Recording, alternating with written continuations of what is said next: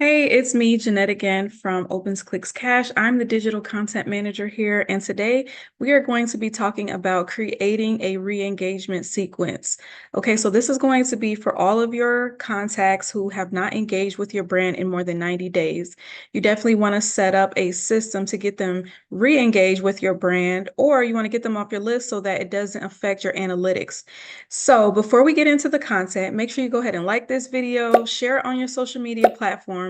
And if you're not already subscribed, make sure you go ahead and subscribe now because every Wednesday and Friday, we drop new videos showing you how to grow your business with digital marketing. Let's get into it. Now, when it comes to thinking about a re-engagement automation, there are three things that you need to think about.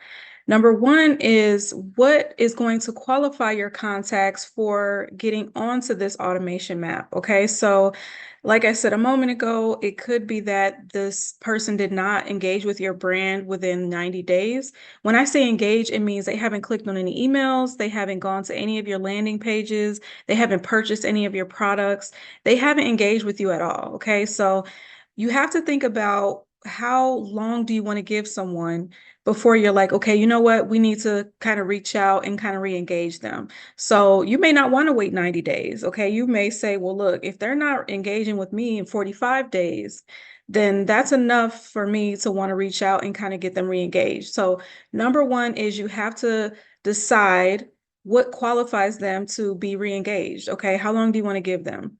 The second thing is how many emails are you going to send? Now, we recommend sending 5 emails to re-engage them, but you may not think 5 is enough, or you may think, that's a little bit overkill. Okay. So think about how often and how many emails you want to send them and how you're going to reach out to them. Side note, this is kind of 2B. Okay. So you want to also think about your call to action. So when you send them the emails to re-engage with them, what are you asking them to do? Do you want them to, go check out your book that just came out? Do you want them to join your Facebook group? Do you want them to, check out some new offer? Whatever it is, just kind of think about that. Or you can just do, hey, click here if you're interested in continuing to get my emails. That's another option as well. Lastly, what you want to think about is how do you want to handle it after they go through the process, right? So after, let's just say you do send them 5 emails, they never engage, right? What do you want to do? Do you want to just tag them and say, hey, this person is not engaged and you leave them on your list? Or do you want to remove them from your list and just, if they re-engage on their own and just opt into something else down the line, then they'll be back on the list. So you have to think about what you want to do after they go through all of the re-engagement emails and they still don't click or visit your website or do anything else. Okay, so those are the three things that you need to be thinking about when you're building out your re-engagement automation. Now we're going to hop over inside of Entreport. I already built it out and then I'll kind of walk you through each step of the process. Okay, so let's go get inside of Entreport. Okay, so here we are inside of Entreport. There is a lot of elements on this map. I think most of the maps we've made together in the past haven't been this lengthy, but it's only because the sequence of emails has 5 messages that go out. And of course, there are waits in between those. So don't let this intimidate you. It's not that bad. But we'll go ahead and walk through the story now because as you know, every automation map does tell a story. So of course, Entreport does have their standard trigger that comes with every automation map. And they're just basically asking us, hey, if this person is added to the automation manually, what should happen next? And I put an end there. We are not going to add anyone here manually. We only want to try to re-engage people who have not been active for 90 days. And again, this may not, work for you. Maybe, you would rather only wait 30 days or 45 days or whatever the case is, right? So the first trigger that I added here was that the contact is updated. So when you click inside of triggers, you would click on the orange button, and then of course you would select the one for contact is updated. So basically what that means is their field was updated. you would choose which field. The field that I chose was time since last activity. All right, so the last activity can be anything from, they go to your landing page, they fill out some kind of form, it doesn't matter what it is, some kind of form. They purchase a product, they click on an email link, anything like that. So the time since last activity is updated. And then I added a condition here, and the condition is that the time since last activity is equal to more than a month ago. Okay, so that even Entreport highlights that in blue, and it's basically saying, okay, this is a cold lead, right? Because they're not engaging with the brand. So on the left here, under the settings, you can see who can activate this trigger. It would be any contact in the account. All right, and if they're already on the map, then we're going to ignore this trigger. So we don't need the trigger to be reactivated in this case. And so this is the first trigger that I added. So as soon as the system realizes that someone has not been active or engaging with our brand in 30 days or more, they're going to hit this map. And then you'll see here that I added a 60-day wait. Now, the reason I added 60 days is because we want to give them at least 90 days before we re-engage them and, potentially remove them from our list. Okay, so like I said again, you don't have to wait 90 days. So it's just up to you. As right under this 60-day wait, we have a goal. So the goal is that they would re-engage. Okay, so I'm going to click in here. Again, the goal is time since last activity is updated, which is a custom field inside of the contact record.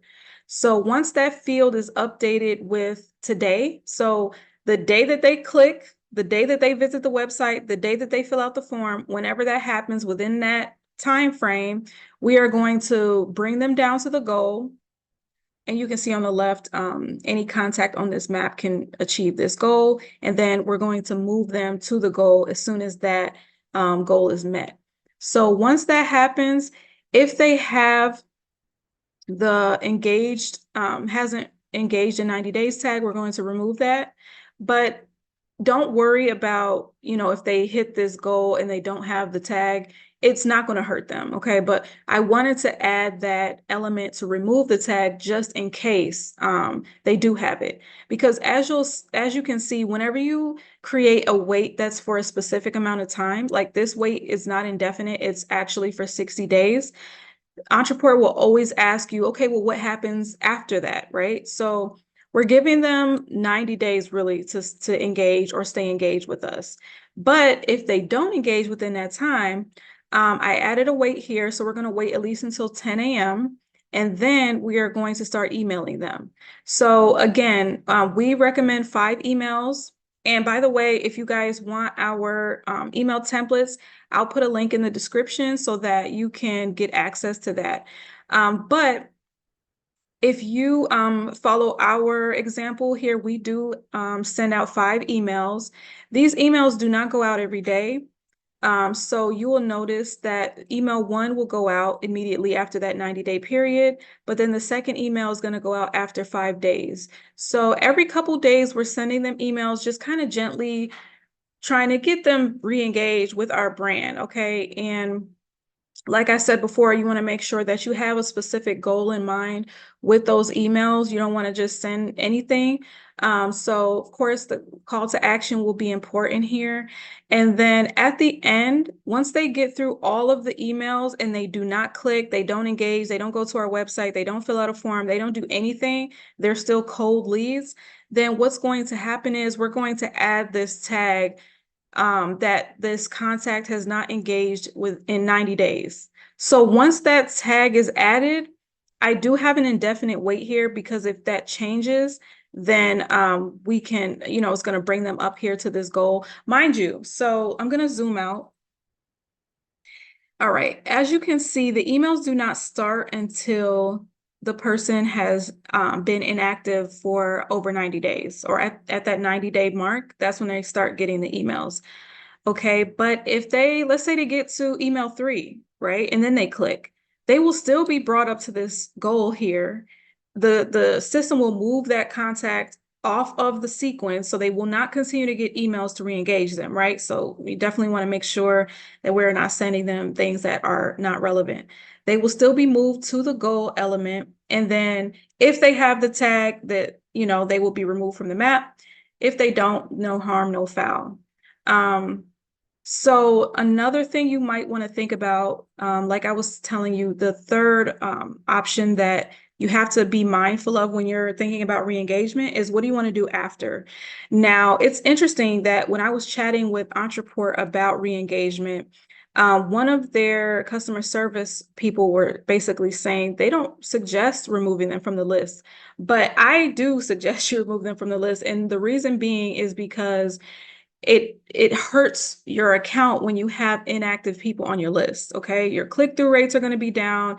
It's not good. Even your sender reputation. Okay, so when you're sending emails to people who are not responding, they're not clicking, they're not doing anything with your emails, that hurts your sender reputation. So you don't want to keep people on your list if they're not engaging, and unfortunately, it can hurt to kind of like remove people knowing that you worked hard to build up your list. But honestly, if they're not engaging, they do more harm than good.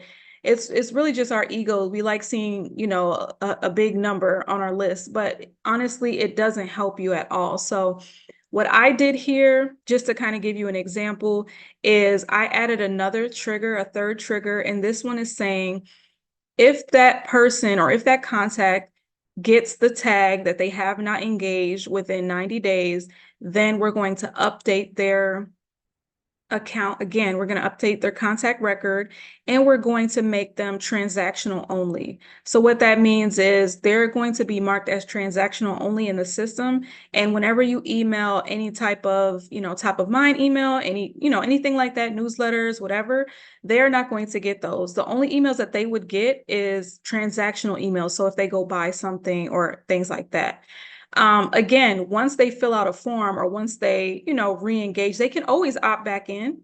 We're not blocking them from the list, but once they become transactional only, it won't affect your analytics anymore, your numbers and things like that. And that's what you want, because if you're having terrible click-through rates, one of the reasons could be you just have a lot of people who are inactive on your list, right? So it's better to have a small list of engaged contacts than a huge list of dead contacts. Okay, so just something to kind of keep in mind with the re-engagement sequence.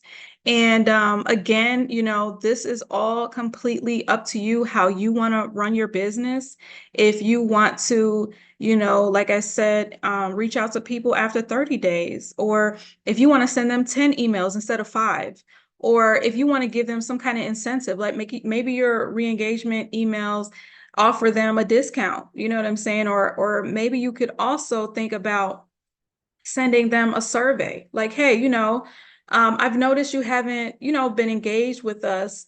Can I get some feedback? That's a great opportunity to gather information and get data about why people are falling off. And to be honest, these are going to be the people who are most honest, the people who have lost interest, because, people love to just tell you about yourself. So if you ask them, there